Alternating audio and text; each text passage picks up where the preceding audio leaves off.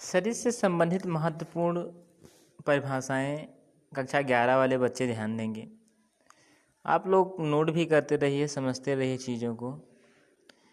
यहाँ हम कुछ प्रकार के सदिशों के बारे में अध्ययन करेंगे, जिससे भविष्य में इस प्रकार के सदिश के नाम आते ही आप समझ जाएं कि इसका मतलब क्या होता है।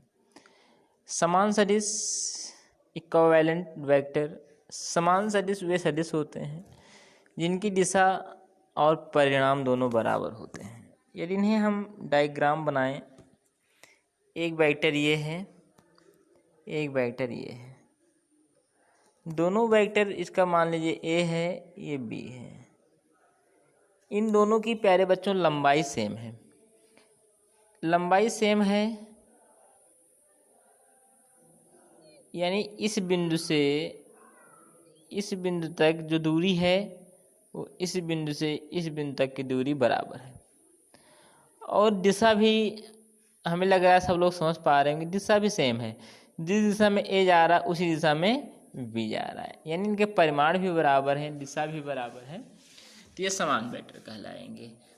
समान सदिश के तुल्य सदिश भी कहते हैं। अब देख पा रहे हैं ए और बी, मतलब ये इस प्रकार से जो हमारे पास वैलेंटिबिलिटी थी उसे हम देख पाए। अब चलते हैं हम असमान, अनइक्वल वेक्टर की तरफ। असमान वे सदिश होते हैं जिनके या तो परिणाम समान ना होता हो या तो दिशा, यानी या तो परिणाम समान हो जाए या तो दिशा समान हो जाए। कहने का तात्पर्य क्या है, चित्र में भी हम देख रहे हैं, हम डायग्राम बना के भी देख लेते हैं। ये वेक्टर ए है, ये वेक्टर बी है।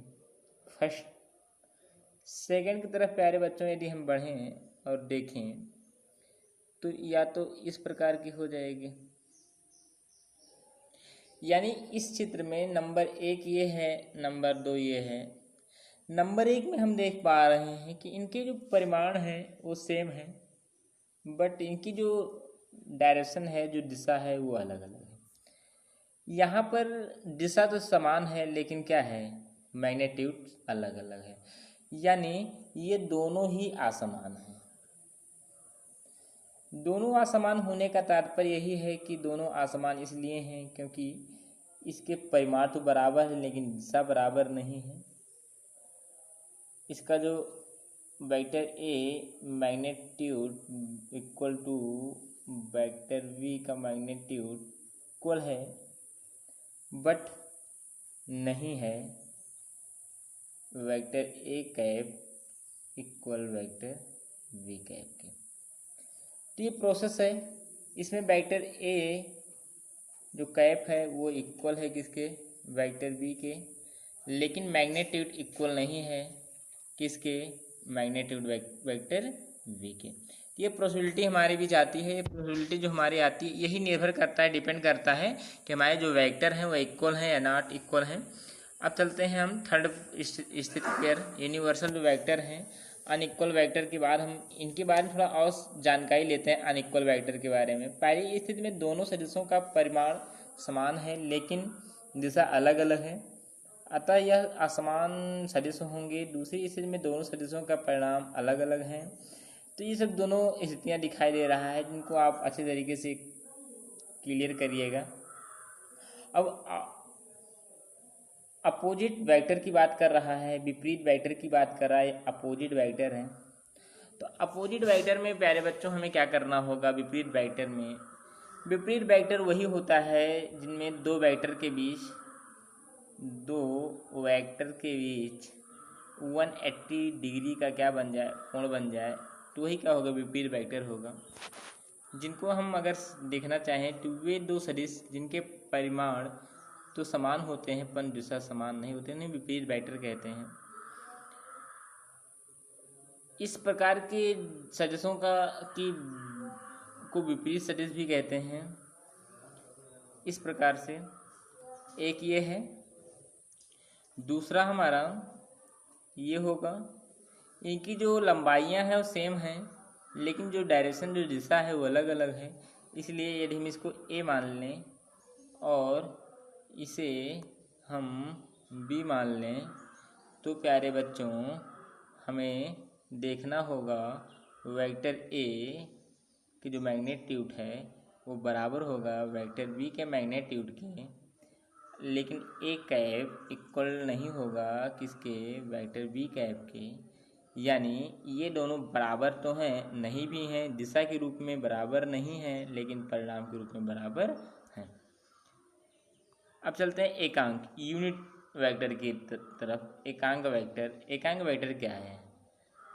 एकांक सदिश वह सदिश होता है जिनके परिमाण एक होते हैं, उन्हें एकांक सदिश कहा जाता है। जैसे कि हम लोग ये देखना चाहें तो मात्र एक वेक्टर ए है, यही क्या होगा, एकांक सदिश होगा। इसमें वेक्टर ए में दो चीज़ें होती हैं, हम लोग आगे पढ़ चुके हैं।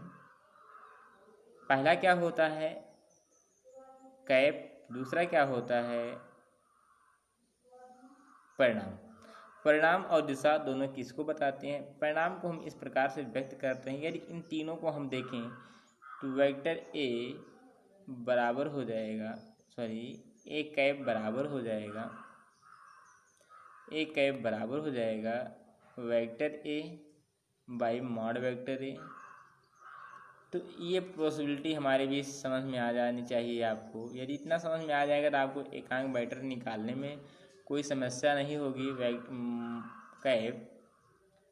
कैप देखेंगे, कैप एकांक सदिश को बताएगा vector A by mod vector A. तो इस चीज़ को हम लोग अच्छे तरीके से कवर करेंगे आगे। अब फिर चलते हैं रेखीय सदिश का मतलब क्या होता है। वे सदिश जो एक दूसरे के अनुदिश हों और संरेखीय कहलाते हैं। मतलब जो एक ही रेखा में हो, वो कैसे हैं तो द्वारा हम देख पाएंगे। चाहे वो इस पॉसिबिलिटी को एग्जार्व कर रहा हो या इसे एग्जार्व कर रहा हो, एग्जार्व करने की पॉसिबिलिटी उसकी कुछ भी हो, ये डिपेंड नहीं करता कि वो किस कंडीशन में है। जैसे कि अगर हम कंडीशन की बात करना शुरू किए तो कंडीशन की बात, यदि मान लीजिए वो ऐसे गया और दूसरा इसके आगे और जा रहा है, तो दोनों की दिशा से वगैरह वगैरह एक ही रेखा में है, नो प्रॉब्लम। ये एक ही प्रोबेबिलिटी को से, यानी ये एक ही बातों पर निर्भर कर रहे हैं, किस पर, संरेखीय सदिश पर। यानी एक ही रेखा में होनी चाहिए, वो ऐसे हैं, नो प्रॉब्लम। इस डिपेंड नहीं करता कि इनकी दिशा अलग है, परिणाम अलग, वो मतलब नहीं। ये एक ही रेखा में ऐसे ना हो।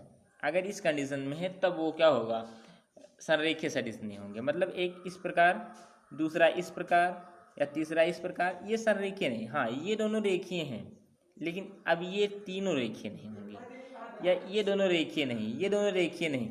इस प्रकार से हम देख पाएंगे, चीज़ों को अच्छे तरीके से समझ पाएंगे। अब चलते हैं हम लोग आगे की ओर। शून्य सदिश, वे सदिश जिनका परिणाम क्या हो, शून्य हो जाए, उन्हें शून्य सदिश कहते हैं। जो बिंदु आकार की प्रक्रियाएं होती हैं उन्हें शून्य सदिश के रूप में लिया जाता है। शून्य सदिश में दिशा का वर्णन करना अर्थहीन होता है, क्योंकि इसका परिणाम क्या होता है, शून्य होता है। जिसका परिणाम, जिसकी लंबाई शून्य हो जाएगी, उसके बारे में अध्ययन कर पाना हमारे लिए बहुत ही कठिन हो जाएगा। शून्य सदिश में दिशा का कोई महत्व नहीं है, क्योंकि जिस सदिश का परिणाम शून्य होता है उसकी दिशा का निर्धारण नहीं कर सकते हैं। तो प्यारे बच्चों, इस प्रकार आप इस चीज़ों को अध्ययन करिएगा, लिख लीजिएगा, नोट कर लीजिएगा और तैयार करिए।